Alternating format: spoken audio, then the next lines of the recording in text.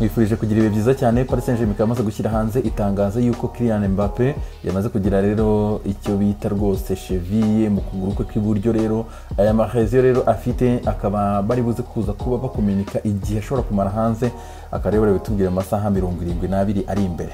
Jose Mourinho akamaze kubwira chairman w'ikipe ya Tottenham Hotspur Daniel Levy yuko atagomba kugurisha Harry Kane muri iyi sama. Yitwa Xavi Hernandez muri jandi ukomeye cyane ikipe ya Barcelona, akaba rero ubu ngubu bamusanzemo COVID-19 mu by'ukuri amerewe nabi cyane.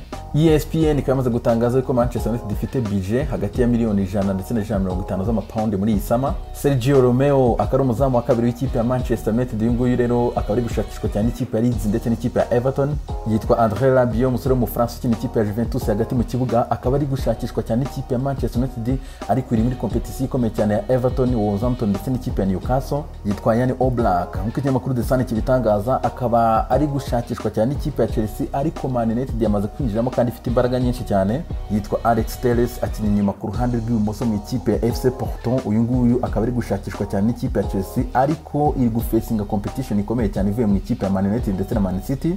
Jorginho aracyashakishwa cyane ikipe ya Juventus, Juve irifuza gukora swap ya Aaron Ramsey ndetse na Jorginho. Chelsea yamaze kubitera utwatsi. Chelsea kandi ikaba iri gushaka Joe Stones w'ikipe ya Manchester City, reka turebe nimba iri buze kuza kumubona affaire à suivre. Manchester City yamaze kohereza offer ya miliyoni 60 mu ikipe ya Napoli ishaka Kalidou Koulibaly. De Laurentiis akaba ari gusaba miliyoni 100 z'amayero mu gihe bashobora kuzahurira kuri miliyoni 75 z'amayero nibura, nkuko Sport Media Set bitangaza mu Butaliyani. Yitwa Jadon Braaf, uyu n'umusore muhanga cyane nkunda cyane w'umuholandi, akaba ejo ashobora kuzamana debut ya mbere mu ikipe ya Manchester City ubwo zabahora n'ikipe ya Norwich. Manchester City ikaba iri gushaka uyu muzamu yitwa David Ryan, umuzamu w'ikipe ya Brentford. Uyu muzamu rero bakaba bashaka umusimbuza kuri Claudio Bravo ugomba gusohoka mu ikipe ya Man City muri iyi sama.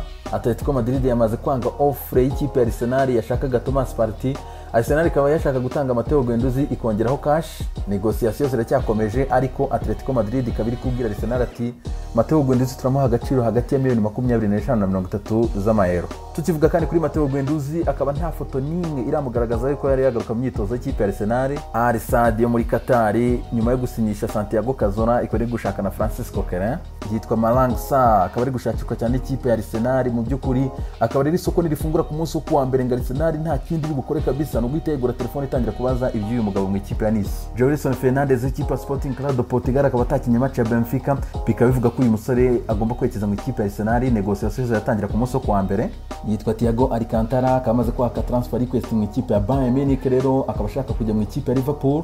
Bayern Munich ikaba iri kuvuga ko Thiago Alcantara ku ikipe iri mu muguri yari yose ikaba igomba gutanga miliyoni 40 z'amayero. Liverpool nk'uko Sport Bild bitangaza ikaba yifuza gutanga miliyoni 25 affaire à suivre. Yitwa Adam Lallana, yari amaze imyaka 6 mu ikipe ya Liverpool ariko sezita akaba agomba gukina ikipe ya Brighton Hove Albion. Yitwa Jordan Henderson, akamaze gusura rero ya foto ye kabisa bateretse ku rukuta, hari umunyabugeni amushushanyije neza cyane uyu munsi. Yitwa Shinji Okazaki, akamaze kongera amasezerano y'umwaka umwe n'ikipe ya West Kakinira.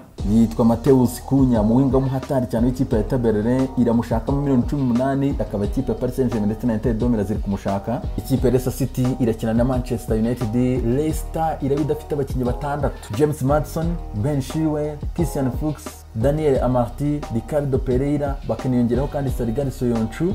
Ari nako kandi ikipe ya Leicester City nibura iri bwishimiye kugarura Mark Albrighton. Ibi byiza cyane les amis.